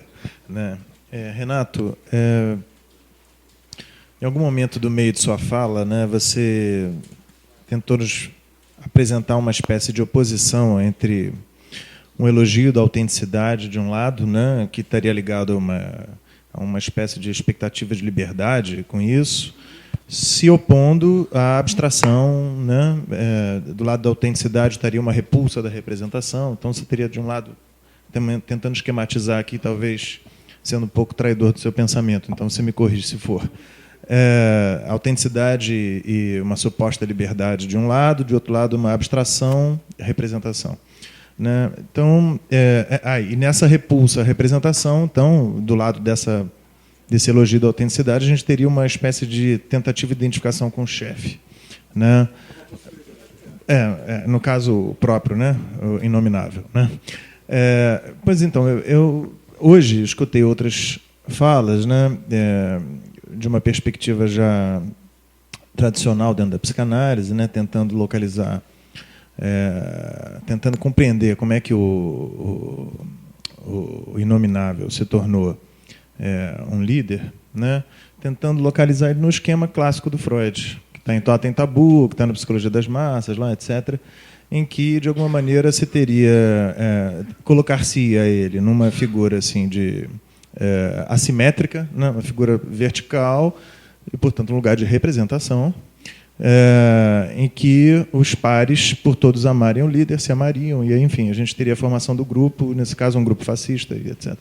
Né? Mas eu tenho a impressão que, do jeito que você está colocando, isso aí, enfim, antes de continuar, isso, enfim, fundamentalmente é o que o Freud considera a formação do ideal do eu, né, lá no desenvolvimento do pensamento dele. Mas eu tenho a impressão que você está colocando aparece como uma alternativa de pensamento a respeito de como é que pode se formar um grupo, e especificamente este grupo de hoje em dia, né, essa adoração ao mito, não aos mitos que você mencionou, mas a ele como o mito, né, essa espécie de neofascismo que a gente vive, em que, de alguma maneira, já que há uma repulsa à representação, como você está propondo, já que há um elogio da pura autenticidade dele um líder, o chefe como aquele que é autêntico e que, de alguma maneira, é aquele que fala como a gente, ele é como nós, ele é uma continuidade da gente. Se isso não apareceria, e aí eu comento mais com a turma da psicanálise, né? Se isso não aparece muito mais como uma identificação com o eu ideal, mais do que com o ideal do eu. O que quer dizer que a gente precisaria pensar outras formas de formação de grupo e não ficar repetindo aquela velha ladainha, né, que a gente já conhece no campo psicanalítico. Eu acho que você está nos oferecendo instrumentos para pensar isso. Eu acho isso bastante interessante, né? E aí eu entendo que é nesse sentido que você está falando que, de alguma maneira, ele é uma figura pós-moderna. Não só porque ele disse que vai desconstruir tudo, mas também por... Pois mas também porque, de alguma maneira, há no discurso dele, não só no discurso, nas práticas dele, já que ele conversa por Twitter, etc., uma abolição da mediação da representação, né, da possibilidade de considerar um abstrato geral. Mas aí eu fico com uma questão: se é dessa maneira, não seria também possível defender que ele puxa a religião para ocupar um lugar novamente do ideal do eu lá e tudo mais, né? Já que Deus está acima de todos, lá o que você não quis dizer naquele momento, né? Então a minha pergunta era por aí. Pedro, só um pouquinho, porque a gente tem uma limitação de horário, eu achava bom que a gente desse outras perguntas. Tá bom, tá. Boa noite, Renato. Na narrativa que você apresentou dos paradigmas, a responsabilidade da construção desse discurso provém do poder, seja institucional, social, econômico, mas há agentes que constroem esse discurso.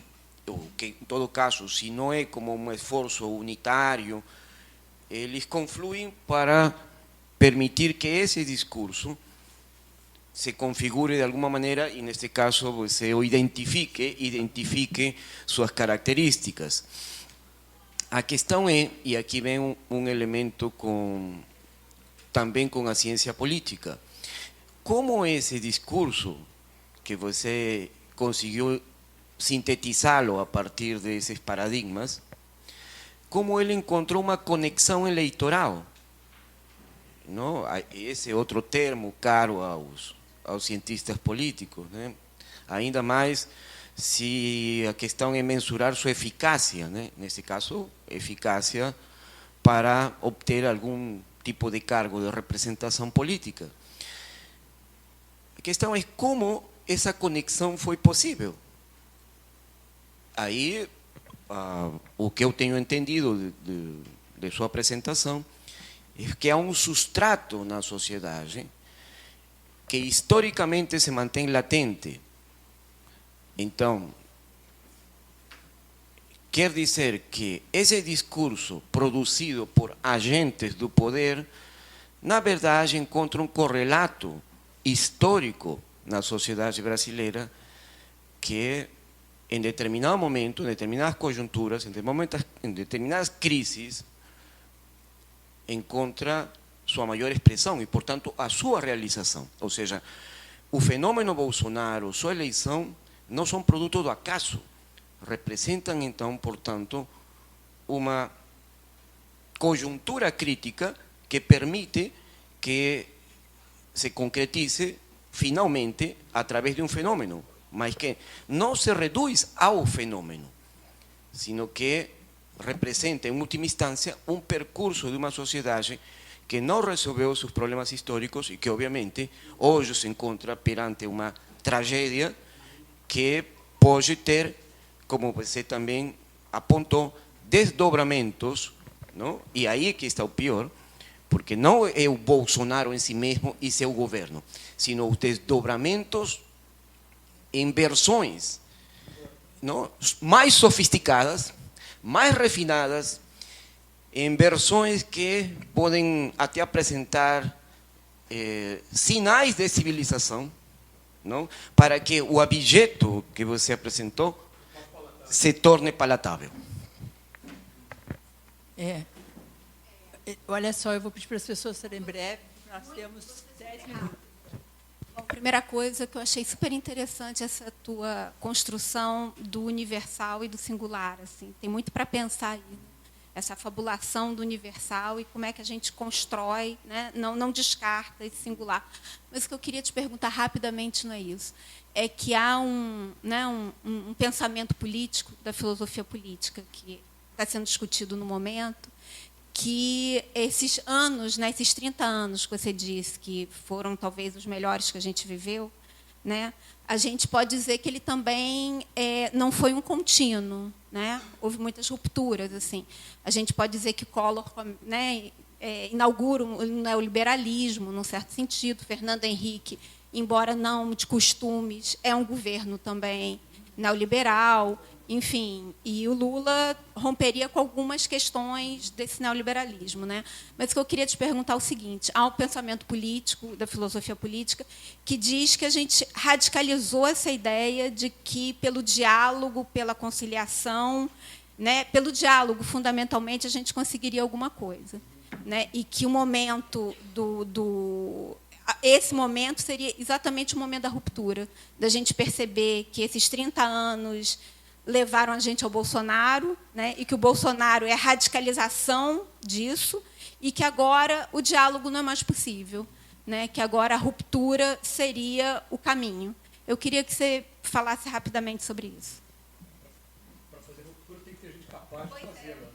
Tem que ter gente, né? Olha, eu vou ser muito rápida, porque as minhas duas questões acho que já estão contempladas na fala aqui do colega. Primeiro é isso, Renato, vai passar. Na verdade, todo mundo que lutou na resistência e sobreviveu tem essa fala. Eles dizem isso. Podem acreditar, vai passar. Porém, como você colocou, é um terremoto deixa uma devastação, e aí tem o tempo de recuperação disso daí. Por isso que eu digo que tem a ver já com o que você falou. E a outra questão também, mas para reforçar, que é um espanto, acho que é uma pergunta que todo mundo está se fazendo, é assim: como que uma ou muitas pessoas abrem mão do seu estatuto de cidadão, garantido por um Estado democrático, onde ele tem essas liberdades, curiosidade científica, liberdade estética, liberdade religiosa, liberdade de experimentações sexuais, etc. Como se troca isso para se tornar um povo? Eu estou fazendo aqui uma oposição entre cidadão e povo, que eu não sei se você concorda, de um líder populista de extrema-direita, né?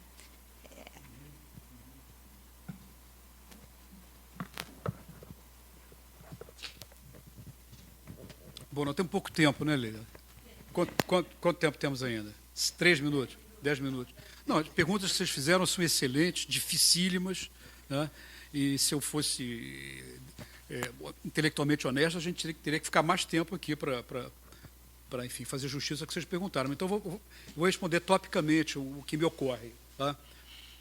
A questão do Pedro, que é importante. Quer dizer, eu acho que toda fundação política ela implica numa doação alucinada a algum centro que fala pelo resto.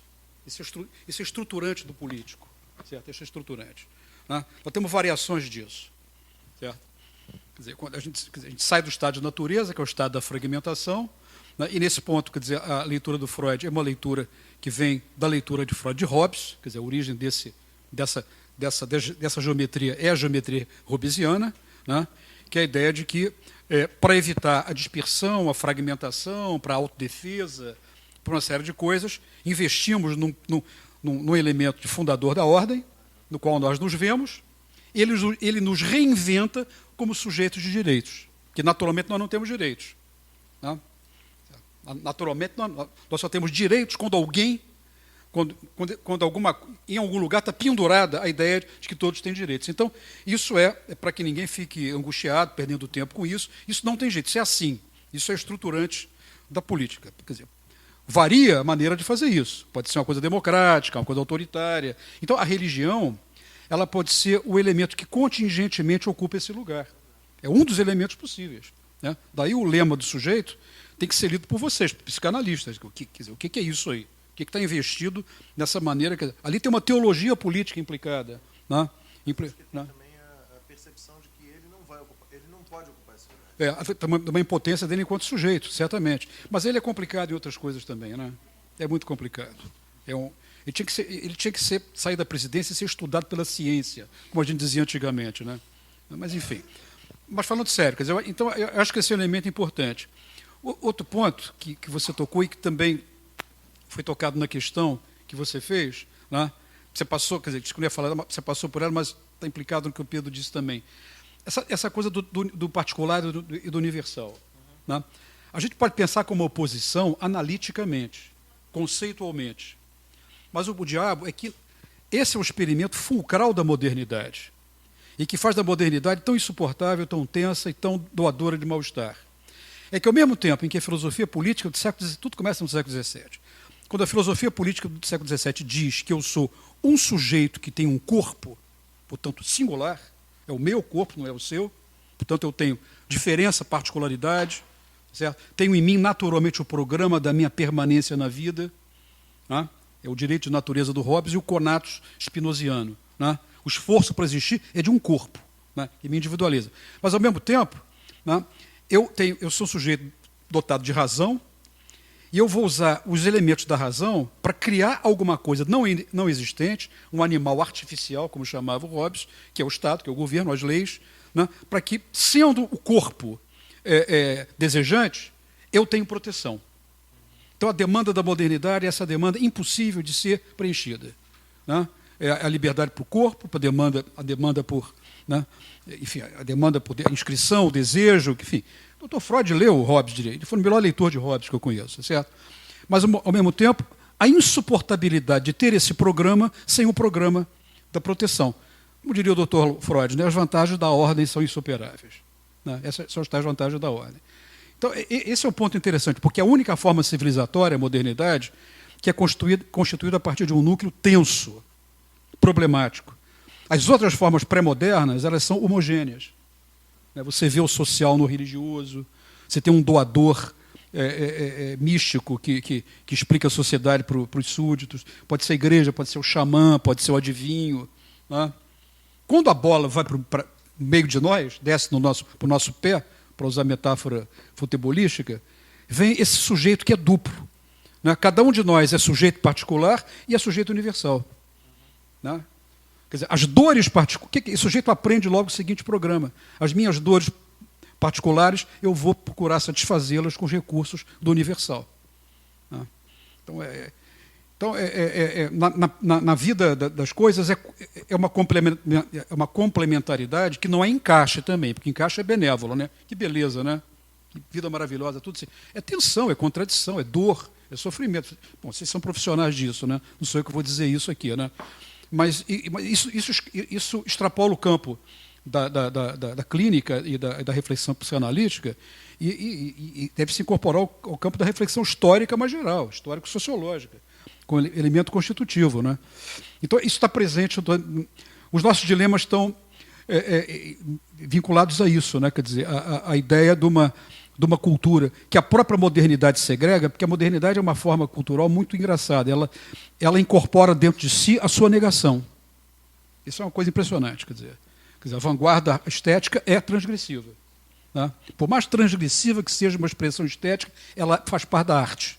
Venha, bem-vindos. Né? Bem-vindos. Né? Quando as latas lá de sopa viraram obra de arte, né? Ratificada pelo Arthur Danto, né? Leva para a galeria que isso é arte. Quer dizer, mas muito antes disso. A transgressão ela é impossível transgredir e pôr-se fora, porque você tem uma forma civilizatória que captura a dissidência, captura o contraditório. Isso é muito diferente do que houve até então e de formas alternativas que se construíram no século passado, que foram complicadas. Quer dizer, certo? Quer dizer, a experiência soviética, enfim, a variante socialista autoritária, ela tentou uma outra configuração. Enfim, esse é tema para outra conversa. Mas foi complicada. Se eu estivesse lá, eu diria também, não é brincadeira. Eu também diria, eu teria a mesma conclusão, tá certo? Então, esse é um ponto que isso é uma conversa, esse tema é fascinante, né? E a gente voltar realmente o que é o moderno? O que é o moderno? O que é isso, moderno? Né? E essa tensão, essa contradição, essa insuportabilidade e a dificuldade de pôr-se fora disso. Que nós somos sujeitos disso daí, quer dizer, de nos desinscrevermos nisso. Porque a gente tenta se descrever, não, vocês fazem parte, quer dizer. Não há limite para a transgressão. Isso aqui é uma forma civilizatória que não fecha, que não coagula, não encaixa. Né? A questão dos paradigmas, a relação com o poder. Eu resisto, eu entendo o que você falou e concordo com a direção geral do que você disse, mas a política é muito precária. Esse governo é muito precário. Ele, enquanto experimento político, é precaríssimo, o que explica até a sua abjeção, o seu horror. Quer dizer, o sujeito que tira uma fotografia de frente ao Monumento à Paz, né? Aquele revólver com nó no cano, em frente à ONU, feito em homenagem alusiva ao assassinato do John Kennedy, o sujeito vai lá e faz fotografia com a arminha. Está vendo aquilo? Quer dizer, isso é de uma precariedade política, então isso desaparece, né? Quer dizer, então, eu não acho que é um projeto, eu resisto a trabalhar com a ideia de projeto. Eu prefiro a ideia de vontade, né? Porque a ideia de projeto, ela nos leva a uma representação da sociedade como alguma coisa que resulta de algo que eu possa antever a um projeto. Então, melhor que não haja projeto, né? Sobretudo dos que mandam na gente. Melhor que não haja projeto. Agora, a vontade e a força para transformar a vontade numa coisa efetiva e chamá-lo de projeto. Então, projeto é o nome que nós damos a uma vontade. Então, acho que isso é uma coisa também importante. Então, a gente tem uma concepção da sociedade como totalmente sob controle da vontade humana, né, do desígnio humano. A sociedade é uma confusão tremenda. Né? Então, eu acho que é o seguinte, a gente não tem tempo, evidentemente, para tratar disso mais a sério, mas hoje houve um desfazimento do corpo político brasileiro. Certo? Isso não é original. Quer dizer, esse desfazimento Marx, por exemplo, viu quando analisou a França depois de 1848, escreveu aquela maravilha do 18 Brumário de Bonaparte, que é o desfazimento da França.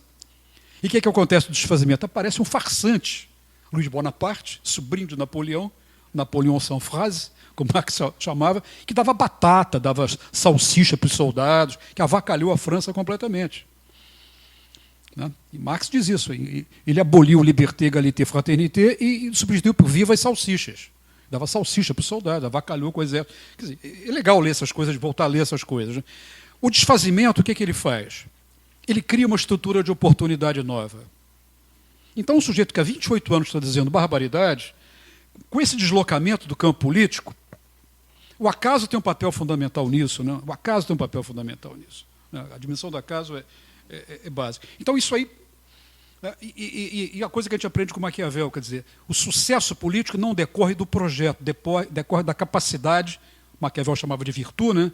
De transformar uma situação confusa numa oportunidade de chegar ali e capturar. Está mais na ordem da virtude, da ação política, né? Certo? E um pouco aí. Agora, do nosso lado aqui, do outro lado, quer dizer, aí tem a ver com a questão que estava um pouco na tua fala, né? Quer dizer, o que será que se enfatizou muito o diálogo e tal? Eu acho que não, porque, inclusive, que a gente soube agora pelo belo serviço que o Intercept fez, que as gravações que esse rapaz não divulgou, o rapaz que está no Ministério da Justiça não divulgou, havia uma conversa do Lula com o Temer, né? E a possibilidade real de o Lula ocupando o acaso, tal do acaso, né? Isso é o acaso, né? Caso da história. Lula ocupando o gabinete civil da Dilma, ele ia fazer uma conversa com quem? Com a turma do diálogo. Ele ia remontar a coalizão. Porque ali é o seguinte, a Dilma estava perdendo a maioria. A Dilma caiu por um golpe, por uma voto de desconfiança num governo presidencialista. Isso é que é genial. O governo presidencialista não tem voto de desconfiança. Né? Quem tem então, implantaram o parlamentarismo para depor a Dilma. Foi isso que aconteceu. Se ela fosse primeira-ministra, ela cairia tranquilamente, porque ela perdeu a maioria parlamentar. Quem é que naquela conjuntura poderia armar uma maioria parlamentar mínima? Pelo menos conseguir mais de 173 votos para impedir o processo? O Lula. Né? E como é que isso seria possível? No diálogo, Então, é complicado esse uso. Agora, por outro lado, eu tendo a concordar com o que você diz. Mas aí a ideia de radicalização que me ocorre é a seguinte: nós, em 16 anos, poderíamos ter estruturado um welfare state nesse país irreversível.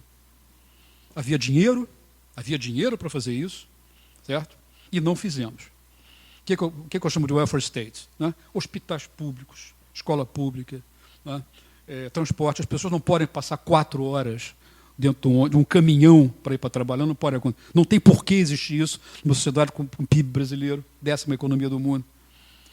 Agora, houve um governo que programaticamente, culturalmente, ideologicamente, era sensível a essas coisas.